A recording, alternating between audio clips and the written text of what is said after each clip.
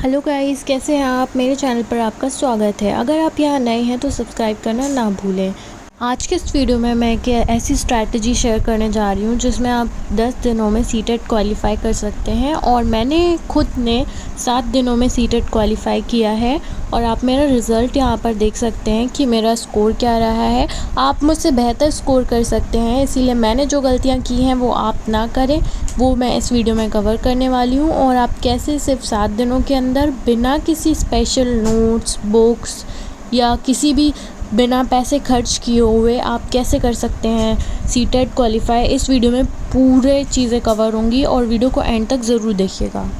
CTET में यहाँ मैंने स्पेशली पेपर 2 को लेके बात करी है, पर आप इसी तरीके से पेपर 1 भी क्वालिफ़ाई कर सकते हैं। तो पेपर का जो पैटर्न है वो इस प्रकार से है। इसमें 4 सब्जेक्ट पूछे जाते हैं। पहला चाइल्ड डेवलपमेंट एंड पैडागोजी, और फिर लैंग्वेज 1, लैंग्वेज 2, और साथ ही इसमें आपका जो भी सब्जेक्ट रहा हो, मैथ एंड साइंस और social science and social studies का।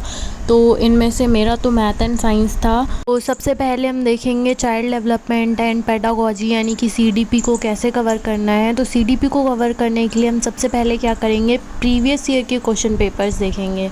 प्रीवियस ईयर के क्वेश्चन पेपर में भी आपको जितने भी टॉपिक आपको दिख रहे हों, जैसे वैगोस्की, कोलबर्ग, ये जो भी आपको टॉपिक दिखते जाएं, आप सब एक पेपर में नोट करते जाएं। लाइक पिछले 2 या 3 सालों के क्वेश्चन पेपर देखें और उनमें से टॉपिक नोट करते जाएं कि ये वैगोस्की का क्वेश्चन है, ये पियाजे का क्वेश्चन है, या ये इसका क्वेश्चन है। तो ये आप नोट डाउन करेंगे और इसके बाद लिखेंगे कि कितने क्वेश्चन इनसे पूछे जा रहे हैं।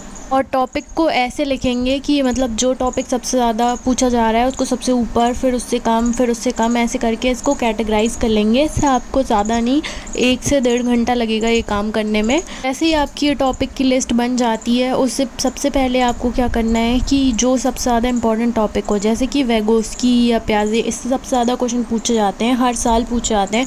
तो इन टॉपिक को गूगल पे, यूट्यूब पे सर्च करना है और यूट्यूब से देखना है कि इनके आपको जो भी ईजीएस्ट वीडियो मिल जाए वो वीडियो को देखना है। मतलब जल्दी वाले वीडियोस, जो मतलब अभी हमारे पास इतना टाइम तो है नहीं कि हम बहुत ज़्यादा देर तक बैठकर देखते रहें। तो हमें क्या करना है, सिर्फ अपने काम की चीज़ देखनी है और शॉर्टेस्ट नोट, मेन पॉइंट को नोट कर लेना है उस वीडियो में से, जल्दी से वीडियो देख के। और फिर हमें क्या करना है, जैसे हमने वैगोस्की को टॉपिक पढ़ा है तो हमें जाना है फिर से यूट्यूब पे। जब हमने पूरा पढ़ लिया, वीडियो देख लिया, उसके बाद एक बार मन में रिवाइज़ कर लिया, उसके बाद हम जाएंगे वैगोस्की के PYQs। सिर्फ टॉपिक वाइज PYQs देखने हैं अभी हमें कि हमने वैगोस्की पढ़ लिया, अब हम जाके करेंगे वैगोस्की का पूरा कंप्लीट।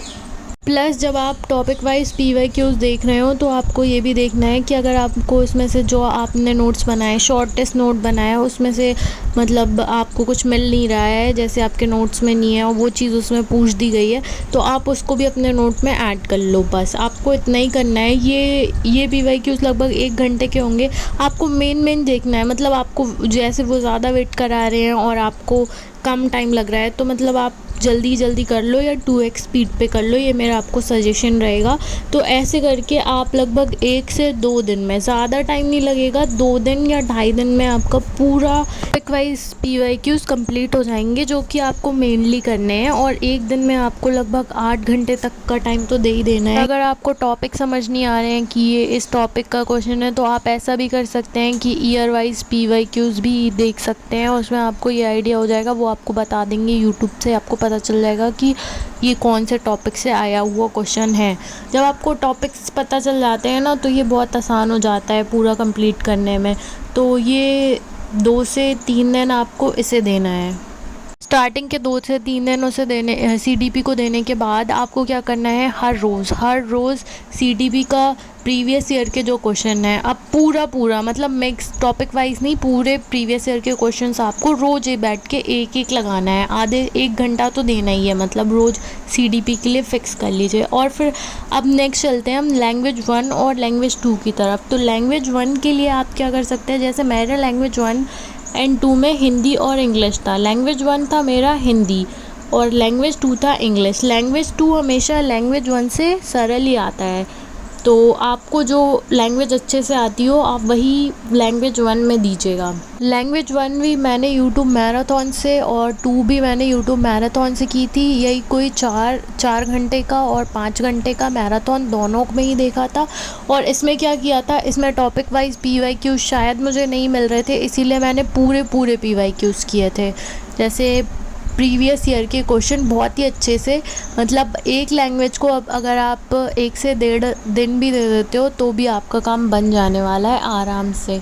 1.5 दिन के लिए लगभग 8 से 10 घंटे एक दिन में दे देते हो तो आपका बन जाएगा आराम से ये पेपर। इस सब के बाद हम आ जाते हैं सीधा आपके सब्जेक्ट पे।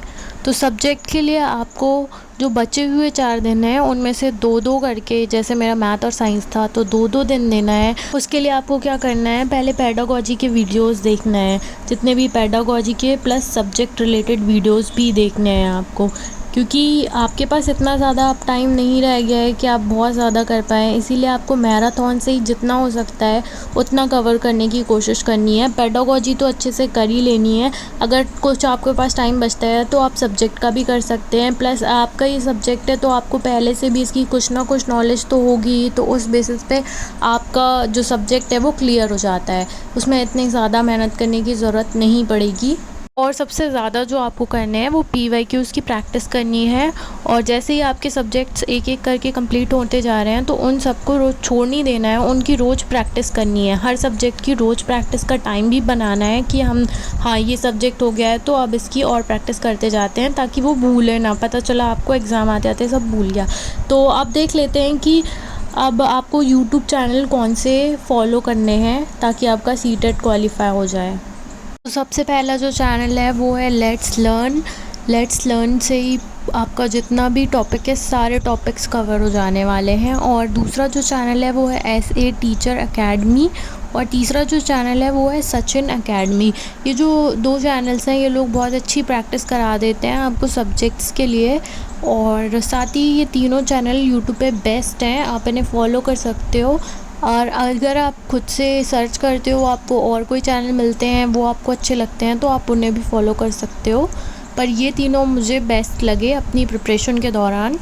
और इस वीडियो में मैं आपको बताना चाहूँगी जो मिस्टेक्स आपको अवॉइड करनी है अपनी प्रिपरेशन के दौरान या एग्ज़ाम के दौरान।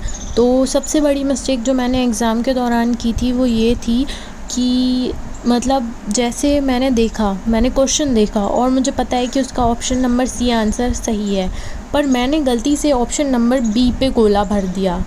ये सबसे बड़ी गलती मुझसे हुई थी। और एक और गलती मुझसे हुई थी ये भी कि जैसे क्वेश्चन का नंबर ना देखना, जैसे क्वेश्चन नंबर 2 का आंसर लिखना है, गलती से गोला भर दिया क्वेश्चन नंबर 3 का। तो ये गलतियां आपको अपने एग्ज़ाम में बिल्कुल भी नहीं करनी है। इसी वजह से मेरे CDP में मार्क्स कट हुए, जबकि मेरे घर में लगभग 25 प्लस मार्क्स आ रहे थे, पर इन सिली मिस्टेक्स की वजह से मेरे CDP के मार्क्स कट हो गए। और हाँ, साथ ही आपको अब कोशिश करना है कि मान लीजिए अगर आपके पास 10 से ज़्यादा दिन बाकी हैं एग्ज़ाम में तो कोशिश करिए कि अपना सब्जेक्ट बेहतर कर लें। सब्जेक्ट की पढ़ाई ज़्यादा अच्छे से करनी है। ये मेरे आपके लिए टिप्स रहेंगे। और एक और छोटी सी टिप आपके लिए कि आप कुछ इस तरह से जब क्वेश्चन प्रैक्टिस करें तो इस तरह से कर सकते हैं ताकि आपके जितने सही हों एक के आगे टिक लगाते जाएं और जो गलत हो वो उसमें क्रॉस लगाते जाएं। आप खुद ही अपनी इम्प्रूवमेंट इसमें आगे जाकर देखेंगे। मैंने भी बिल्कुल यही टेक्निक अपनाई थी। तो इस तरह से आप अपने पेपर को बहुत ही अच्छे से कर सकते हैं। Thank you very much. अगर वीडियो पसंद आए हो तो वीडियो को लाइक और चैनल को सब्सक्राइब कर देना।